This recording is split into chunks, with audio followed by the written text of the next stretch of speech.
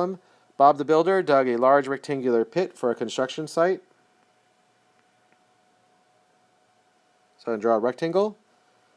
If the width was 27 feet, so I'm going to go ahead and put 20 plus 7 over here. And the length was 465.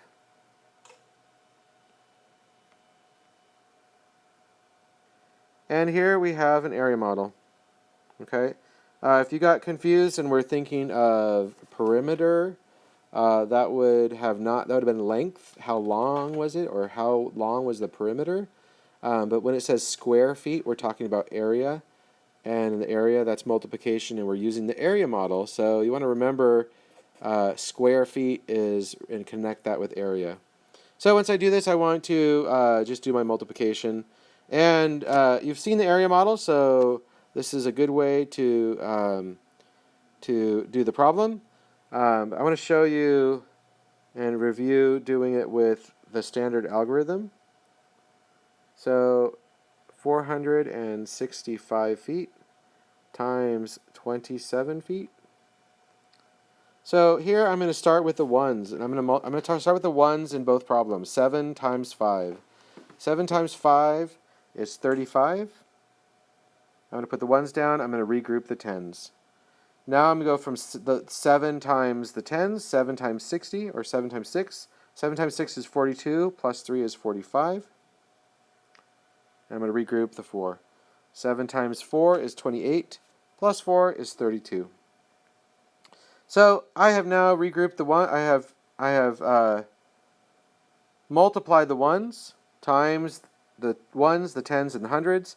Now I'm going to give myself some space, and I'm going to multiply the tens, the 2, right, the 20, times 465. In order to do that, I'm going to go ahead and stick my 0 down there so that I can simplify the process and just do 2 times 5 and 2 times 6 and 2 times 4. All right? I'm going to erase my regrouping. So 2 times 5 is 10. Put my 0 there, regroup the tens. 2 times 6 is 12, plus 1 is 13. 2 times 4 is 8, plus 1 is 9. Now I need to add those together. And 5 plus 0, 5 plus 0, 2 plus 3 is 5, 9 plus 3 is 12. And the answer is 12,555 square feet. Or if you wanted to, you can write this like feet, and you can put a little exponent there, and that is square feet as well. Okay.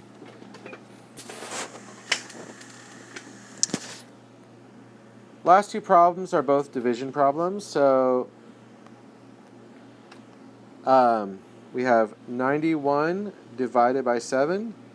There's a couple of ways we can do this. We can break this apart into numbers that are easy to divide by 7. So 91, I could break that apart into 70. And 70 plus 21 is equal to 7, or to 91. So I could do those separately. 70 divided by 7 is 10. 21 divided by 7 is 3. Add those together, and I get 13. I really like that way of doing division. It makes a lot of sense to me. But some people are going to be more comfortable with the standard algorithm. Certainly, probably your parents are going to be more comfortable with that. So another way we could do this is using the standard algorithm. So I'm going to rewrite my problem, give myself plenty of space. 91 divided by 7. Okay, 7 goes into 9. We say that what we need is we have 90, right? And how many tens, I can say 10 times 70, right? So I'm going to put my tens up there. But we can, we shortcut, we say 9, 7 goes into 9 one time. We're actually saying 7 goes in 10 times, right? And if I do that, I multiply that, I could say 1 times 7 is 7. Since it's in the if this were a place value chart, this would be in the tens. So that's really 70, right? So I could write that. I could say, imagine 7 goes into 90 10 times. 10 times 7 is 70. Go ahead and subtract. Watch what happens. 21, there it is. Okay, so The standard algorithm isn't magical. A lot of parts are left out, but if you keep track of place value, it still works really well. Now over here, I'm going to get rid of that ones because I haven't done the ones yet. So now 7 goes into 21 how many times? 3 times. Let's check our work. 3 times 7 is 21, and I have 0 left over. Right. So the answer is 13, and I could check that. 7 times 13. What does that equal? 7 times 3 is 21.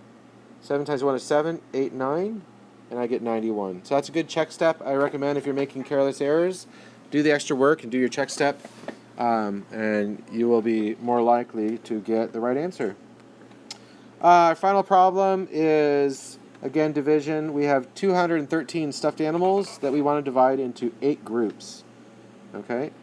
So again, there are numbers of ways I could solve this. Let's do the standard algorithm first. Okay?